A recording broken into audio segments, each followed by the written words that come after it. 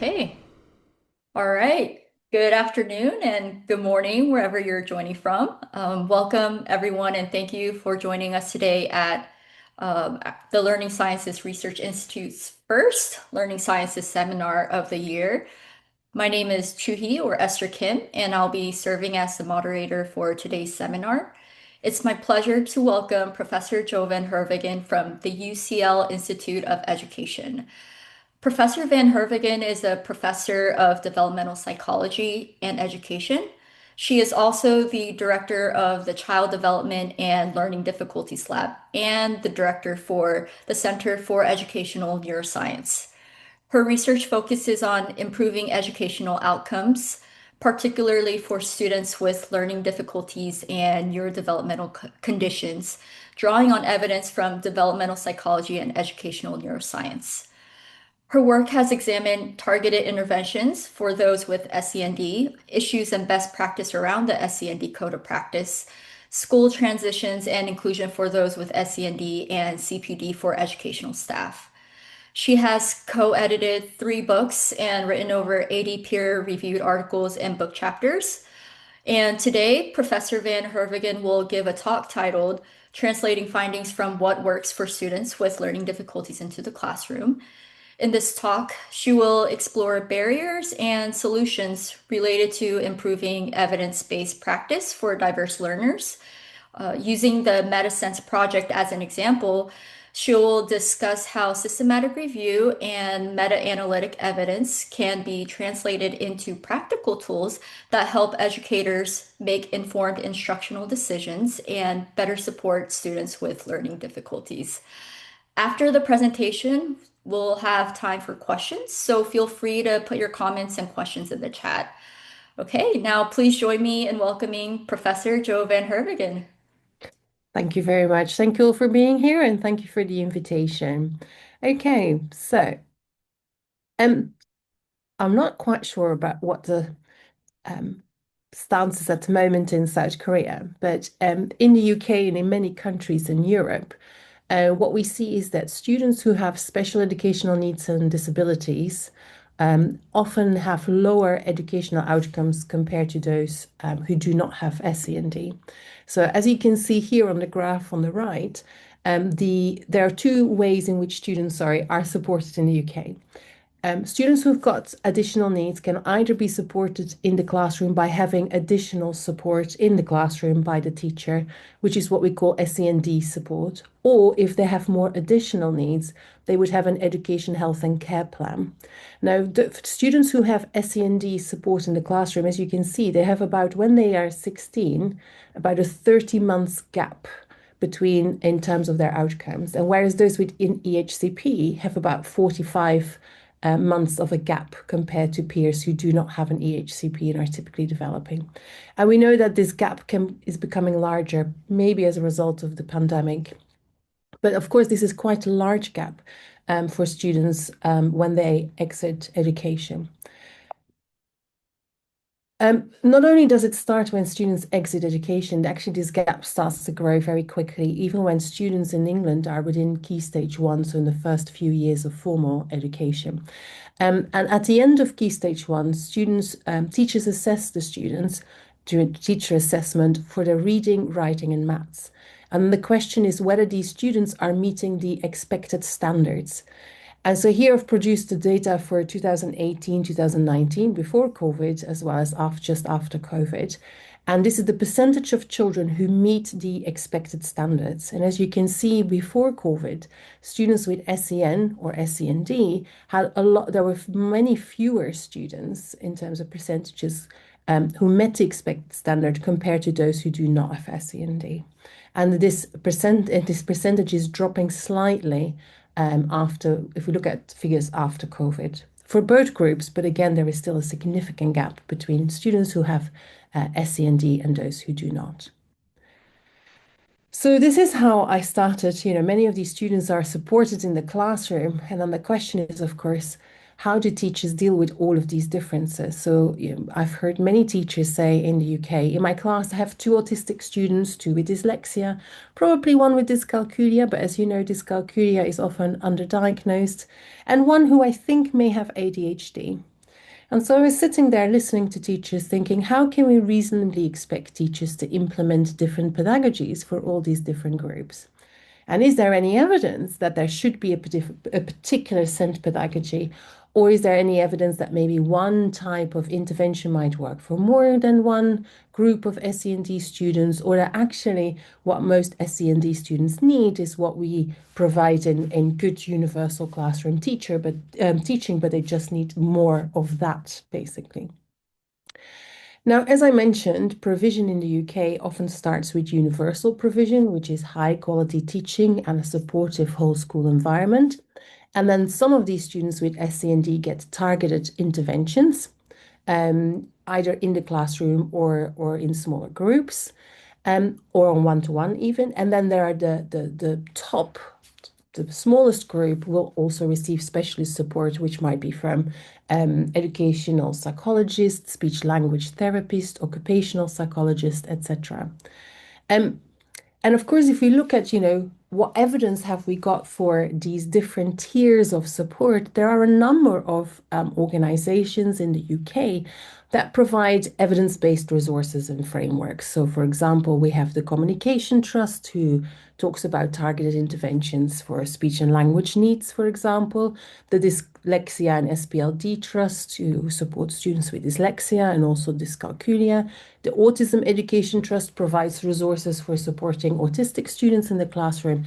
And then you have the Council for Disabled Children, who kind of brings a number of resources together. Some of these organizations organize their evidence by universal, targeted, and specialist. However, in many cases, it's not always clear whether it's a universal provision or targeted intervention. And of course, all of these different organizations, they focus on one particular type of need, and they focus on diagnosis. And as you may know, lately we've started in educational neuroscience to question the use of diagnostic labels, because there are a number of issues when it comes to diagnostic labels and needs. So, for example, we know that when you look at students with a particular diagnosis, most of these diagnoses, such as ADHD and autism, as well as dyslexia, are they have a high co-occurrence, in that between 20 and 80% of these individuals may have a label for another SEND need as well. When we look at the different groups of diagnostic labels, for example, if you look at those with dyslexia, those who got a diagnostic label for autism, ADHD, and SEMH, we often see that they have many symptoms or needs in common. Problems with working memory, for example, phonological processing, executive functionings, and inattention are needs that we see across these different groups. And also, the symptom variability is very high for children with the same diagnosis. So even providing a teacher with a label to say, that particular child has got autism, that particular child has got ADHD, it doesn't tell the teacher a lot in terms of what the needs of that particular child are.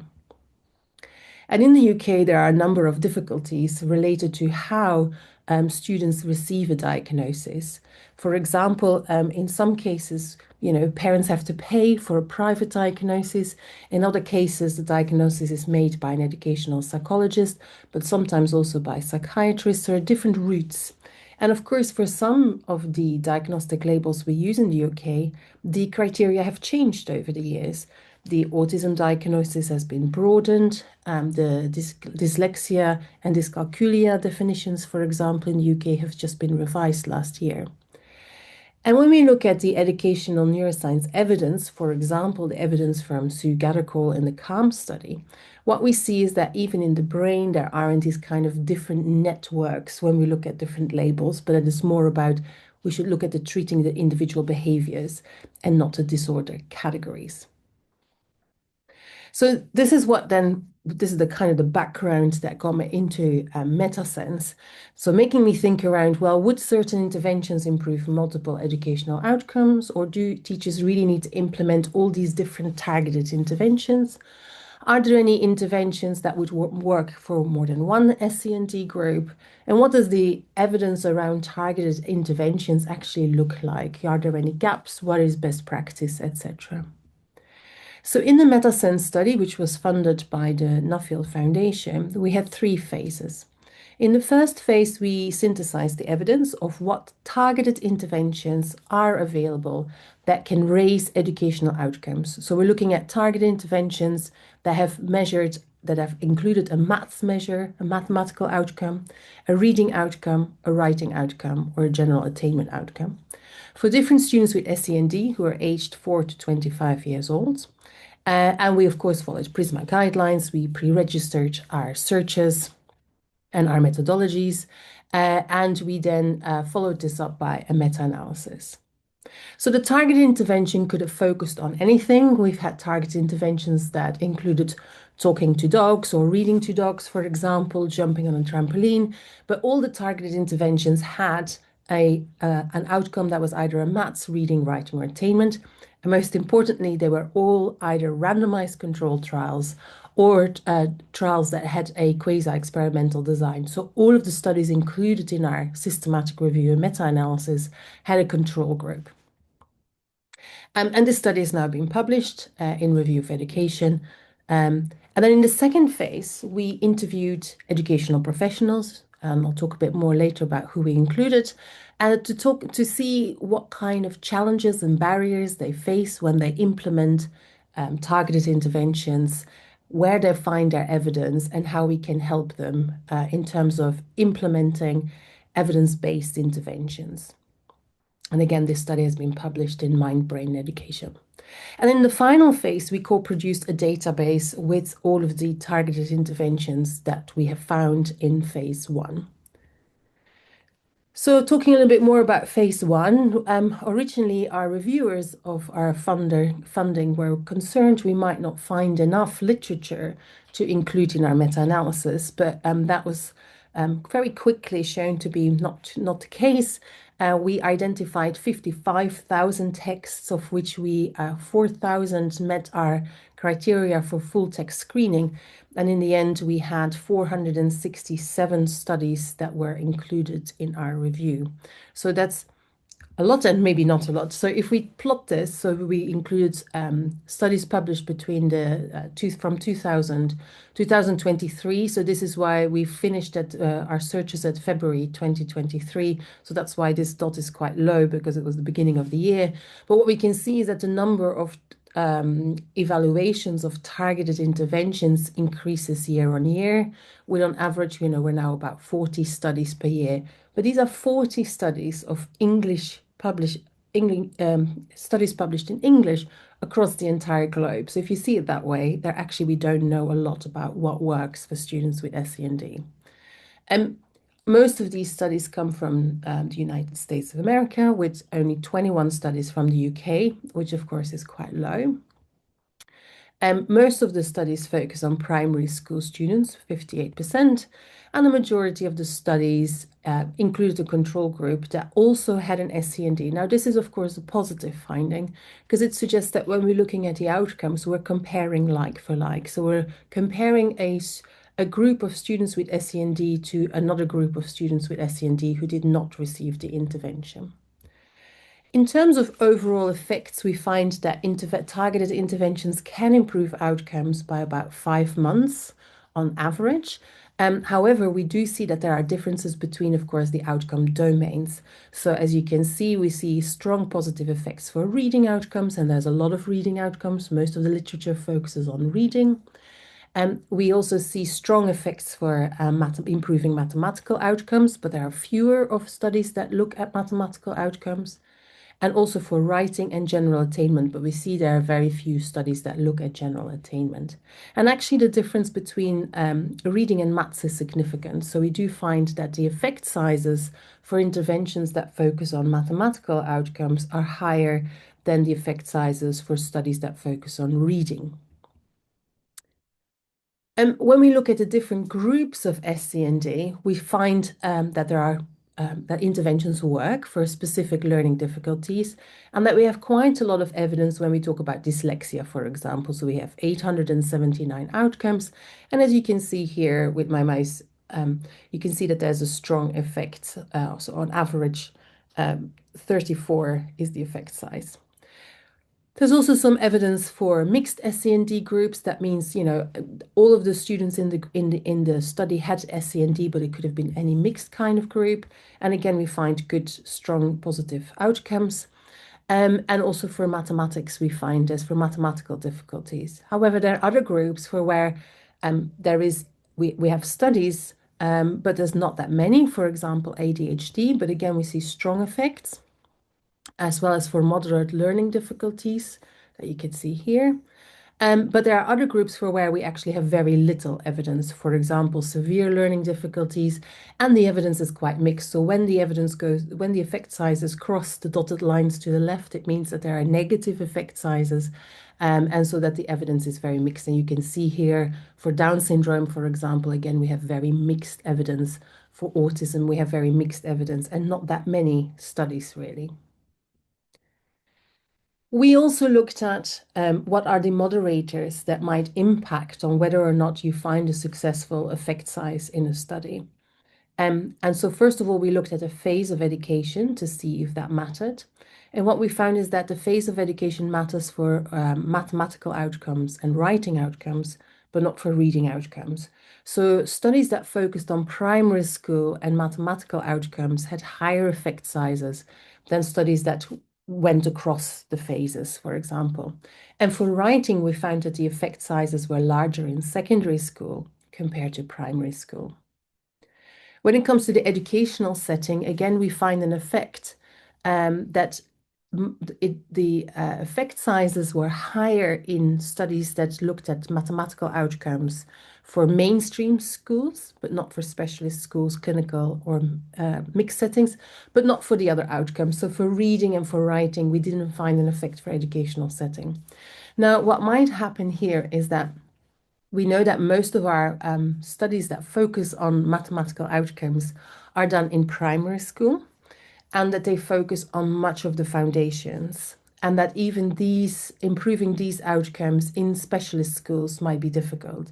Now, in the UK, in order to get into a specialist school, you need to have profound learning difficulties these days, because of course, in the UK, we're moving towards inclusion, trying to educate most students with SCND within mainstream school. And so this is where I'm not quite surprised to see that for mathematics, which is sometimes quite difficult for these students who have profound learning difficulties, it might be much harder to get positive effect sizes on a very small time scale, because most of the interventions are actually very short that we see. Also interesting is the fact that we didn't find no moderation effects for whether the intervention was delivered as a whole group compared to, or a small group compared to on an individual basis. And the method didn't differ for reading outcomes and not for mathematical outcomes. There was a small effect for writing, but when we took out the outliers, that effect disappeared. Now, this is an interesting finding because it suggests that maybe for some targeted interventions that are currently delivered on a one-to-one basis or in small groups, we might be able to kind of see if they can be delivered in larger groups or whole classroom, or delivered as a whole classroom approach. So we know that the research on improving outcomes for students with SCND to date is skewed. Most studies focus on reading interventions. Very little is known about particular SCND groups, but other than those who've got dyslexia and reading difficulties. Very few studies focus on what works in secondary school. We do see some promising interventions, but for the UK, we only have 21 interventions, and most of these included only a small number of participants. So, as I mentioned, in phase 2, we interviewed teachers or educational professionals. These interviews lasted about 45 minutes, and we asked the interviewees to reflect on what targeted approaches they use to support students with SCND in their setting, how they arrived at these approaches, what evidence they use to implement. So if they had to choose between two targeted approaches, what evidence did they use one over another one? And how did they monitor the effectiveness of the interventions? Did they use any assessments? When and how were the targeted approaches reviewed about when they should be replaced or not? And we interviewed 32 participants. They included teachers and SENCOs, so these are special educational needs coordinators, so specialist teachers that are responsible for all children with SEND in their school. We also interviewed some head teachers and deputy head teachers, as well as specialists. These included educational psychologists, assessors or even specialist teachers that work for more than one school, so they sit within the local authority themselves. And as you can see, we kind of had tried to get a distribution between those who are from mainstream schools, those who are from special schools, or those who have a combination, and also distribution between those who focus on primary or on secondary education. And there were a few who actually taught across both, so across primary and secondary education. We had all quite experienced teachers with an average of 8.76 years. And none of them were in their first year of teaching, so that they had a bit more information. I won't have time to go through all of the different themes that we uncovered in our study, but I'll just pick out a few things that stand out. So we had 3 themes that came out from the interviews. The first theme looked at exploring and evaluating the evidence. So what evidence did they use? We found that teachers defined evidence quite broadly, with some saying that they were using evidence that we might in science not call evidence. For example, someone told me that it works really well. I've seen it working with my own eyes, that type of evidence, whilst others were referring to evidence as evidence from systematic reviews, for example, or evidence that was scientifically informed. One of the difficulties for teachers that came out strongly in the interviews was the fact that they struggle to get access to the evidence, that the evidence from research is often behind paid walls, and that even when the academic articles or the reports can be accessed, the information within it is not always accessible to teachers. And sometimes there were a lot of, these were then the practical considerations in terms of, well, even if I have access, do I have time as a teacher to read the scientific evidence? Do I have the skills to understand the scientific evidence? And then how do I translate that scientific evidence to my classroom? The second theme focused on how they then implemented interventions in the classroom. And there it was all about finding a balance between the fidelity, staying true to the intervention, the targeted approach, and adapting that approach so that it fits within the setting, that it fits the students in that classroom. So for them, it was very important that targeted interventions would be adapted to students with individual needs. And we see a difference here between specialist schools and mainstream schools. So in mainstream schools, what we see is that they want targeted interventions, kind of off-the-shelf solutions that can be implemented without much training, without much cost, and therefore are less flexible.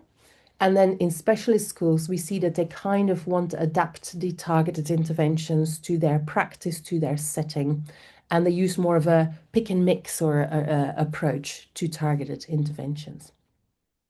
All of the teachers mentioned the significance of training, that it takes time to train staff to deliver these targeted interventions, that in the UK at the moment there is often a high turnover of staff within schools, especially those who deliver the targeted interventions, because those are often the teaching assistants or the support learners, learning teachers, and because of that high turnover, staff invest in the training, or the school might invest in the training of those staff, and then those staff leave very shortly after. And that, of course, when it comes to then targeted interventions, means that schools focus on the financial considerations of targeted interventions, so that when they have a choice between two, they will often go for the one that includes training, is cheaper, is easier to implement in their practice. When it comes to monitoring effectiveness and interventions, that was our third theme, we see that schools actually collect a lot of data on the students with SEND and on the targeted interventions. Because many of the targeted interventions will often include a pre-assessment and a post-assessment that belongs to that targeted intervention. And that allows, of course, teachers to track how the student is progressing during the time that they're receiving this targeted intervention. However, it's not always clear how that data is then used for teachers to make more informed decisions, or how that data is used to review which targeted interventions the school should keep using or which ones they should stop using. So schools mention that they have, when you ask schools, how many targeted interventions do you use? You often get a very long list of targeted interventions. And when you then ask the teacher, so when do you review your very long list? It's not quite clear for all schools whether they review this list, and then if they review this list, what evidence they use in terms of their decisions to continue or discontinue a particular targeted intervention. So there was a theme came out around reflection and review. So in terms of the interviews, what we see is that there are barriers in how teachers can access the research, but also barriers related to training to understand this evidence, because not all teachers are confident reading academic outcomes or scientific reports. And all of the practitioners mentioned the need for a trusted source of research evidence, one place to go to if you want to find out more about target interventions. So in the UK, we have the Education Endowment Foundation, which is a trusted source for what works. It's a What Works clearinghouse for education. It focuses more on disadvantaged students, and it has a little bit of evidence around SEND, but not a lot. And so what practitioners were telling us in the interviews is that they would like to have a trusted source like the EEF, the Education Endowment Foundation, but then for SEND. In terms of intervention approaches, they welcomed approaches that could be implemented flexibly and adapted to the needs of the individual students, as well as those that require less training. What is being evaluated in research, that was also an interesting finding, is not what's being used in practice. So when we asked the teachers to list what they're currently using within their schools, these interventions were very different from those that were being evaluated in research. And that's an issue, of course, we need to address. When it came to measuring impact, as I mentioned before, we see a lot of data being collected, but that data is not always systematically collected or analyzed in any way. And systematic reviews of there is no evidence of systematic reviews being used in schools. So what we did then is phase 3, we co-produced a database with the targeted interventions that we evaluated in our MetaSENse study. And I've put a QR code on, and so you can access the database, but don't worry, the QR code is on every of the following slides. So in this database that is co-produced with teachers, we ask for them to register, and this is so that they can access their searches again, and it makes it easier for them to access the database, but also for us, it allows us to see who is using the database. And in the database, there are a number of ways that they can search the database. So first of all, if you know what intervention you're looking for, you can type the name of the intervention in the text. So we had a teacher, for example, a head teacher, whose staff had been asking him to buy Kochmet. And as you may know, Kochmet is a targeted intervention approach that focuses on working memory, and is often argued that this is a good targeted intervention for students with ADHD. So he put in Kochmet in the text and clicked search, and then you'll see all of a summary comes up for Kochmet. Unfortunately, our evidence suggests from 7 studies that Kochmet does not help students with SEND, at least not in the studies that have evaluated Kochmet using randomized controlled trials and QEDs. So that's one way of searching the database. Another way of searching database is, for example, when a teacher is interested to find out what can I do in my classroom to improve mathematical outcomes. And let's say it's for Key Stage 1, and then they click search. And what happens then is that they get all of the interventions that are included in the database that match that search. So these are all interventions that focus on maths and on Key Stage 1. And it already gives teachers a quick overview to see what the quality of the evidence is. So most have medium or high, and what the outcome is. Was it the intervention effective, or do we not have enough evidence, or is it ineffective? I think there's one here, Kochmet. Kochmet comes up as ineffective. So let's, for example, say I want to look at an effective one, which is number race, and see what that looks like. So you click on number race, and then it gives more information about a brief description of the fact that this is a computer-based game, who it's, who it's been used for. We also provide teachers with a theory of change, because we know that that's important when teachers are going to adapt the intervention. At least so to give them a description as to why we think the intervention work, what the mechanism behind is, to kind of ensure that they keep that mechanism if they're going to make any adaptations. The most important thing is here at the bottom. What does our evidence tell us? And here we give a summary of the studies that have evaluated number race in terms of who it's been evaluated and where. So we have a study from Finland, for example, and a study from Italy, one with Down syndrome and one with children with mathematical learning difficulties. And then we give the teachers, well, the outcome of the study in terms of what it found, what the quality of that study was, and what the effect size was, but we give it also as an equivalence in months, because teachers find that easier to understand an effect size. And then there is a link that takes teachers to the actual intervention. Now, of course, for some, they might have to pay. For others, they can download it for free. This always takes you to the external website that is related to the targeted intervention. And we hope that this database can help teachers to make better informed decisions around which interventions to select, and also what the critical components are through the theory of change. And then, of course, as a result, that neurodivergent students will experience more appropriate interventions. Now, of course, there are a number of limitations, because for a number of groups, as I've shown you in phase 1, we know that there is no or little evidence around what works for these particular students. We also know that what works does not seem to be driven by the diagnostic label of the participants, because we also in MetaSENse found strong positive effects for mixed SEND groups.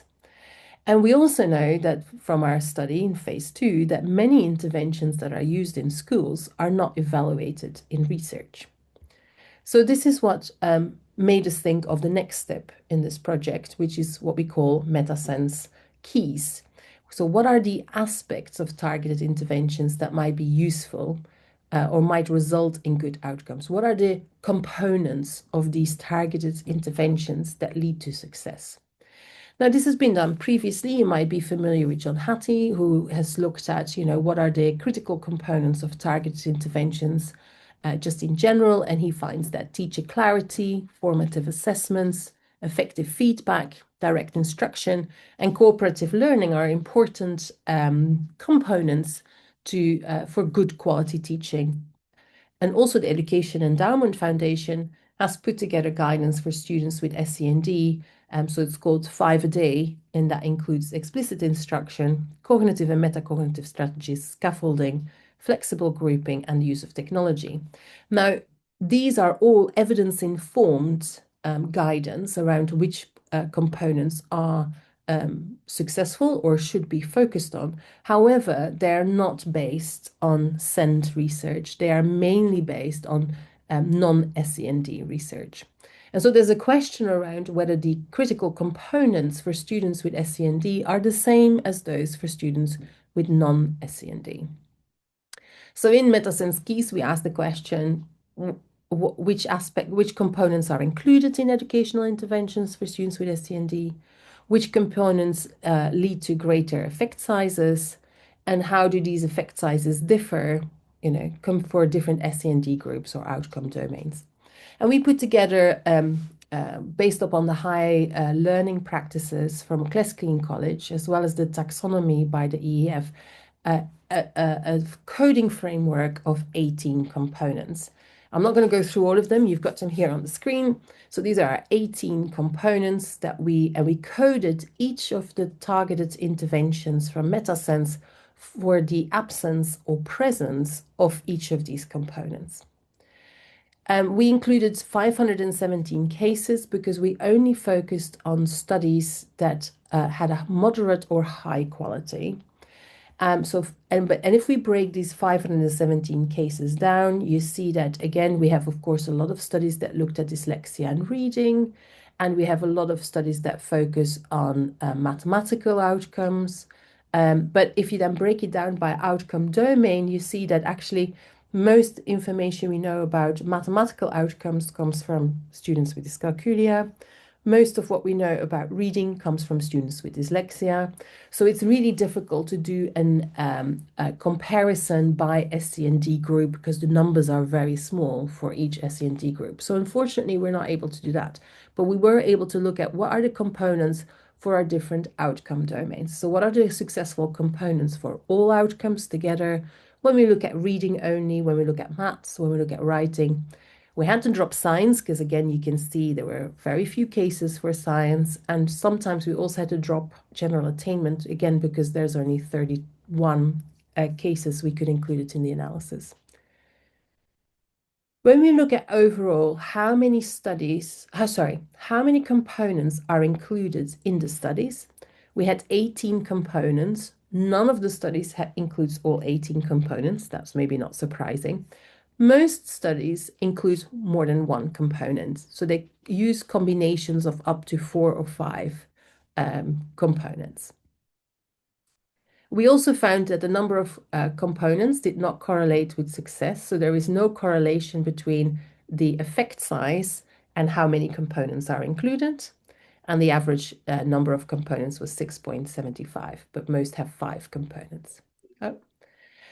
What we first did was we looked at if you compare interventions that do include a component versus interventions that do not include a component, how do their average effect sizes compare to each other? And when you do this, you'll find that for overall outcomes, you get an effect for explicit teaching. So interventions that do include explicit teaching have a higher effect size than those that do not. That was also the case for writing, and that was also the case for mathematical outcomes, but we didn't find that effect for reading or for general attainment. Again, if we look at what is there for reading, we found actually that there isn't much. There was a small effect for metacognitive strategies, bringing the effect size down. However, that when we took out the outliers, that effect was no longer there. So we don't have many findings for reading. We do find for writing, as I mentioned before, that explicit teaching effect size interventions that included explicit teaching had higher effect sizes. That was the same for communication, for collaboration, and for physical movement. Now, physical movement with writing didn't just include tracing, it could also include clapping of syllables, for example, and it also included jumping on a trampoline, as I mentioned before. So very broad coding of physical movement. For maths, we see that communication, interventions that included communication had higher outcomes or higher effect sizes than those that didn't. We also found that there are a number of strategies that bring the effect sizes down. And one that comes across the most is the inclusion of rewards. So giving students with SEND a reward does seem to impact negatively on the effect sizes. We also had a few negative effects for adaptive teaching. Now, in our coding, adaptive teaching is a very narrow definition of adaptive teaching, and that is how you differentiate the teaching within the minute and making the level either harder or easier. But again, some of these effects disappeared when we excluded outliers. For general attainment, we did find that communication and mastery brings the effect down, but we didn't find that for any of our other outcomes. And we mustn't forget that for general attainment, we only had a few cases, 31. So we need to be very careful making any conclusions or strong conclusions from general attainment. Now, I'm going to show you one more slide with outcomes because, of course, in this analysis, we always look at one component at a time. We're looking at explicit teaching. Does it have a higher effect size or a lower effect size? But the problem is, of course, is that many of these interventions have a combination of components that are included, and that these components may interact with each other. And it might be, for example, well, what is the interaction between explicit teaching and communication? Would that give you an even higher effect size? And so we used machine learning, and I won't have time to explain the details of the machine learning. But when we look at machine learning, what we find is that, again, we find a number of things that are the same. So we find that explicit teaching is confirmed for most of our outcomes. We now also see that explicit teaching is indeed a good way to raise outcomes for reading as well as writing as well as maths. We have very few general attainment outcomes. So again, we can't make any, we weren't able to use machine learning for general attainment. We also see that, again, collaboration and physical movement come up, but not communication. We also see that rewards comes back again and drives the effect sizes down, and this is confirmed by machine learning. And what we also find is some new findings by using machine learning is the importance of feedback for raising all outcomes and for raising mathematical outcomes. And we also find a couple of effects for things that might drive the effect sizes down, and that is adaptive teaching. And again, now we find much stronger effects for adaptive teaching. So what we've shown is that if teachers want to raise educational outcomes for students with SEND, there are a number of things to think about. First of all, there are differences. The components are different depending on the outcome domain that teachers want to improve. So they might need to think about this. Because, for example, if you want to improve reading outcomes, chunking is a very good method to include. But if you want to improve mathematical outcomes, chunking is not a good method to include or component to include. But there are a few components that go across the different outcomes, such as explicit teaching and feedback. Whereas there are also some components that drive the effect sizes down, and that maybe teachers might need to reflect in terms of how useful these components are, such as rewards, and then the adaptive teaching, the changing the level of difficulty in the moment when they're teaching. And some features we found through using machine learning analysis is that they interact negatively with each other. So, for example, adaptive teaching, when this is used with technology, is worse than using adaptive technology on its own, adaptive teaching on its own. Also, interestingly, we didn't find any effect for technology. So interventions that use technology or didn't use technology, there weren't any significant differences in terms of their effect sizes. So to round up our talk for today, we see that effective support should be guided by what is being taught and the needs of the child, not by the child's diagnostic label. We see that when it comes to targeted interventions, there's a gap between what's being evaluated by high quality research and what is being used in practice. We know that targeted interventions work and can improve outcomes by approximately 5 months. But of course, some interventions do not work at all. It's not that all interventions work, and that's where the MetaSENse database can hopefully be useful for teachers. It seems also that targeted interventions can be scaled because we didn't find any moderation for the intervention being delivered at group or individual level. And we found that there's a bias in the data for dyslexia, but that many other groups are under-researched. When we then look at the features of interventions, we see that more features doesn't necessarily mean better outcomes, and some might even interfere, right? So adaptive teaching and technology give a more negative outcome, and that teachers should focus on what's important. And that actually means that teachers might need training in the science of learning or educational neuroscience to understand what is development, how do reading, writing, mathematical outcomes develop, so that they know which features to focus on most. For example, collaboration is important for writing. That means when students work together and write something together, the writing is better. And that chunking, as I mentioned, is more important for reading, but not for maths. although we didn't find any kind of universal components, most of the components are content specific, and so teachers should draw on science of learning principles. But we did find, of course, some powerful strategies such as explicit teaching and feedback. Um, and maybe teachers should avoid and minimize components that reduce the impact or reduce the effect sizes, such as reward and a narrow definition or a narrow adaptive teaching approach.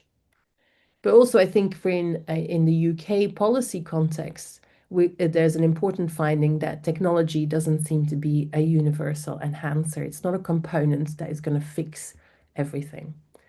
Thank you very much for listening. I need to thank the many collaborators, researchers, and assistants that have been part of this study, because there was a lot of data, of course, and a lot of analysis done. And I look forward to your questions.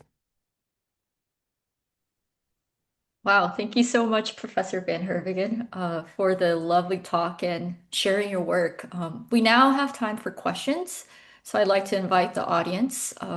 We already have a couple of people raising their hands, or not. We're just applauding. Thank you. Thank you.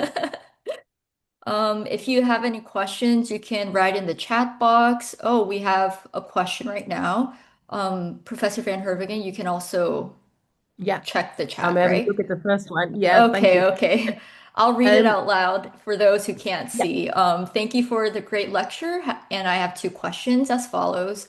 When implementing interventions based on learning science, to what extent should teachers, as the implementing agents, possess an understanding of learning science?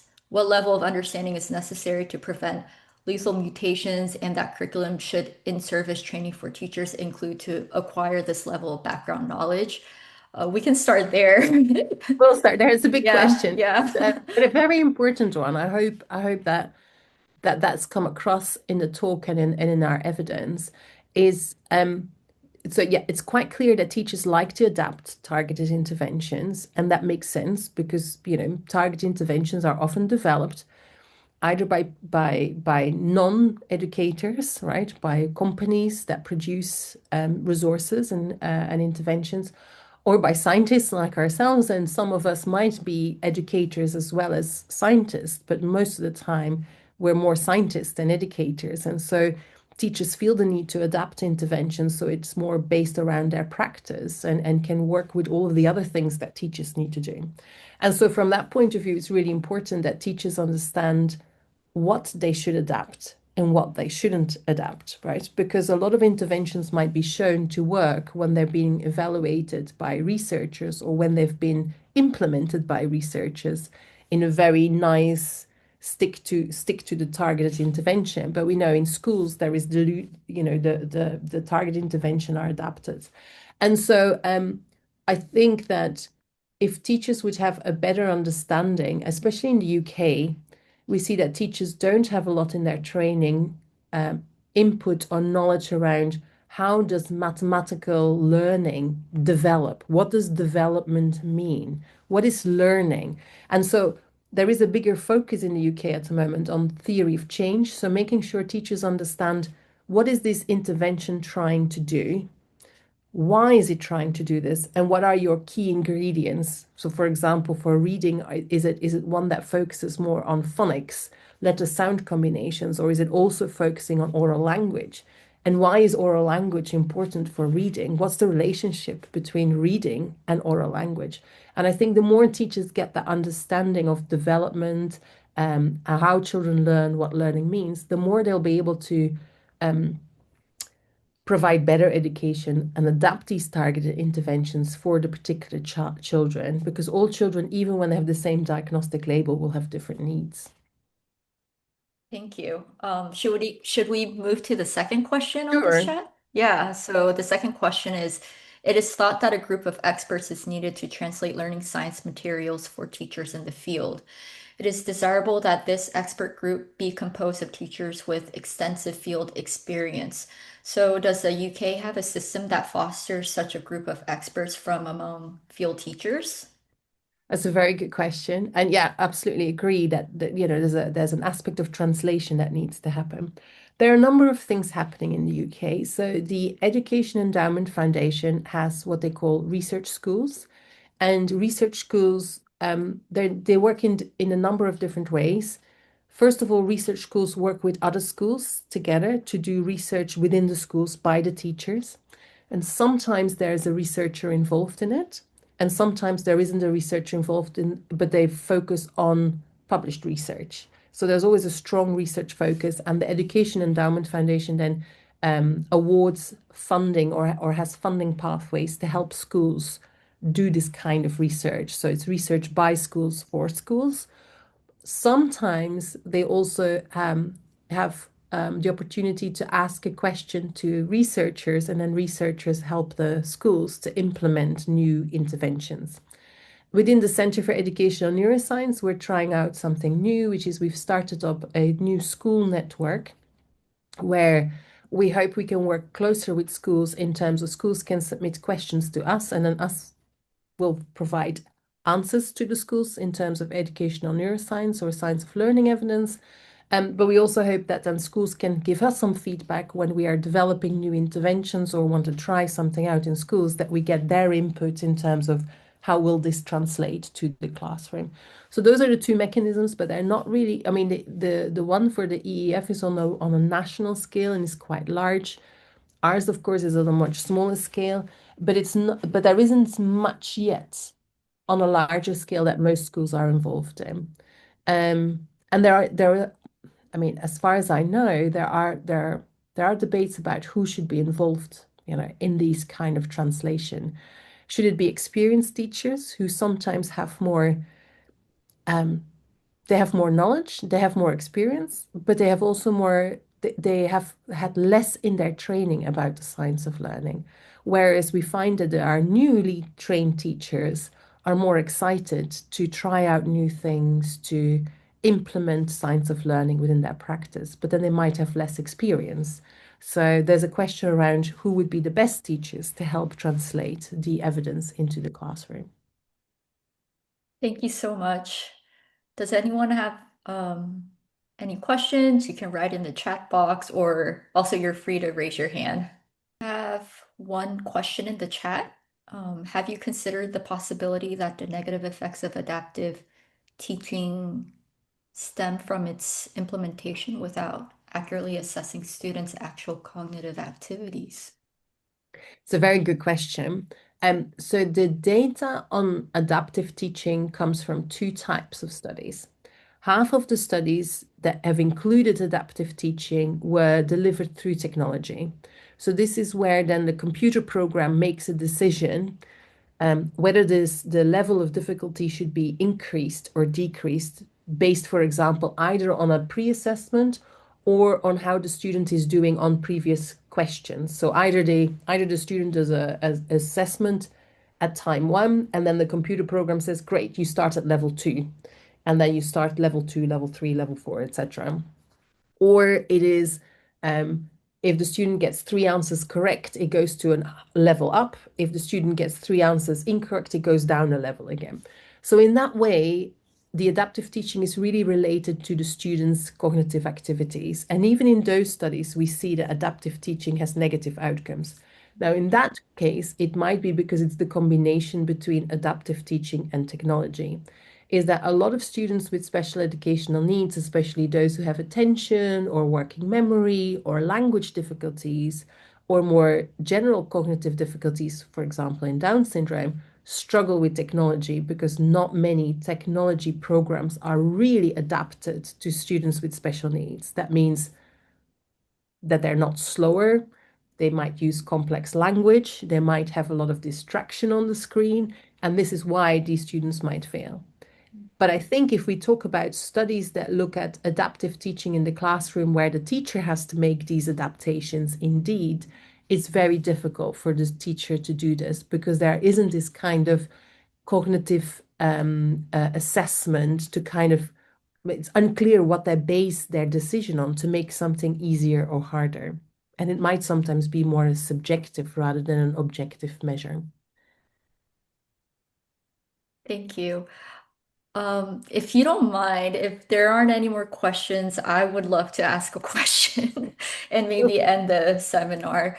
So, as a researcher, I think one of the um, not an issue, but a difficulty we have is how do we take this research into practice? And I mean, right here, Professor, you're doing a great job. And I was wondering how MetaSense was brought to the classroom in the beginning and how it is being shared. Is it widely being shared in the UK?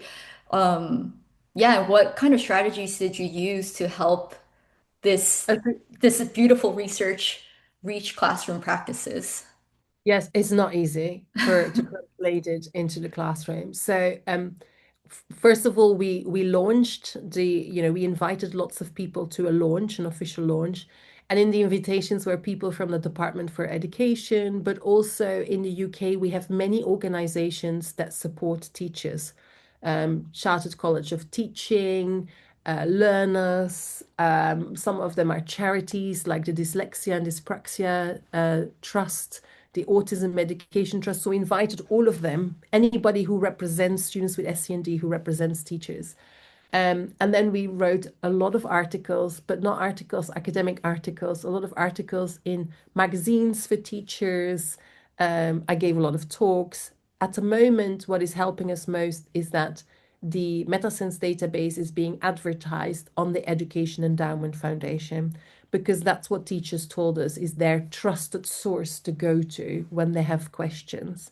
And we're hoping in the future that we can do more work with the Education Endowment Foundation and the Department for Education to see how we can implement this resource more into guidance that they give. So, for example, we are all many of the teacher training courses will now also make reference to MetaSense so that teachers are trained earlier around the importance of using evidence-informed practice and evidence-informed resources in their teaching. But it's not easy, and it's a long road because we started in 2023 and we're 2026, and I don't think we're at the end of our road yet, if that makes sense. Because I think it's not just a database, it's then also for teachers to understand the database. But what works best is when teachers recommend something to other teachers. So we know that the uptake by teachers is much higher, not when the Department for Education tells them to use something. I mean, it helps, but what helps more is when teachers say, "Oh, you know what? I've seen this fantastic resource. You should use it in your school as well." And then you see a larger uptake. So we're hoping to get that momentum in the future. But yeah. Yeah, we Hard. hope to do that too here in Korea. Well, thank you so much, Professor Van Herwegen. And thank you everyone for joining us today for our first Learning Science seminar of the year. We hope to see you at the next seminar. Thank you so much. Thank you very much for having me and for all your nice questions. Thank you.